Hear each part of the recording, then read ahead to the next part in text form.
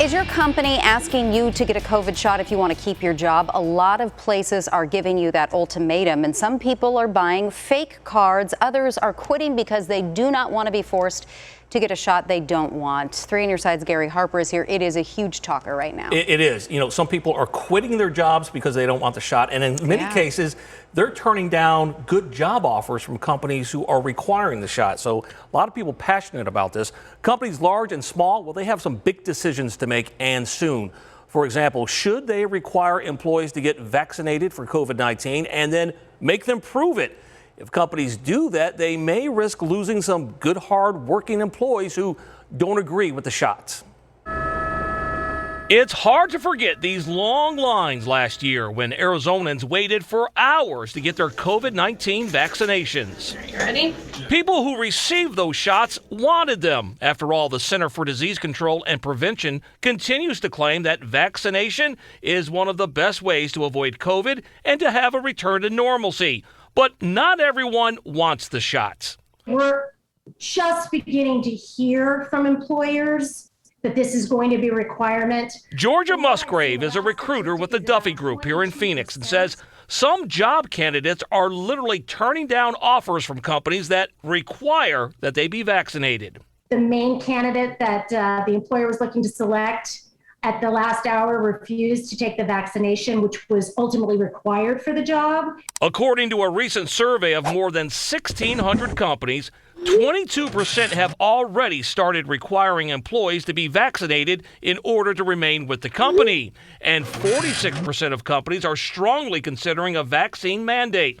Unfortunately, that leaves the door open for those who might want to get around the requirement by presenting a fake COVID vaccination card. The unauthorized use of a government agency's seal is a violation of federal law. Brooke Brennan is a spokesperson for the FBI field office in Tucson.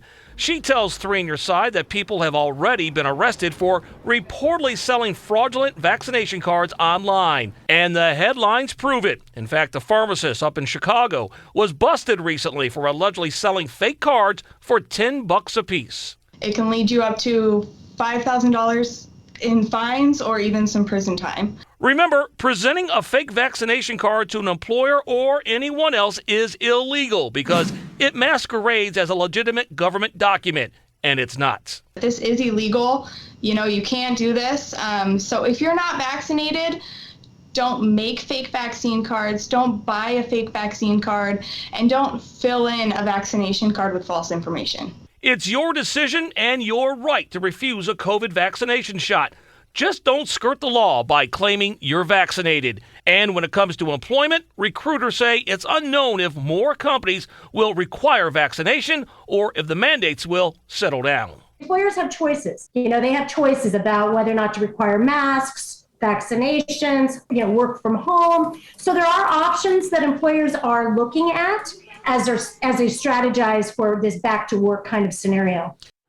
All right, let's get back to that recent survey of more than 1,600 companies that I talked about earlier around the nation, by the way. 40% say they have delayed any plans to return more employees back to work and are allowing them to work from home, which means that many of these companies are kind of on the fence as to what to do. You know, do we mandate vaccination and then prove it to us and lose employees, maybe decrease morale at that company? Yes. So it's a very sensitive subject, and a lot of people are going through it right now. This is going to be something that a lot of companies as well as employees are going to be dealing with in the next couple of months. It's a hard one because it's like the liability of protecting the people who are in the building from catching COVID and then protecting the people who've maybe given decades of their life to your company from their federal HIPAA rights. It's all about passion. People are passionate about not getting it. People are passionate about getting it. So it's a balancing act. Yeah, and we're starting to see it play out in offices. Yeah. Gary, thank you. Sure.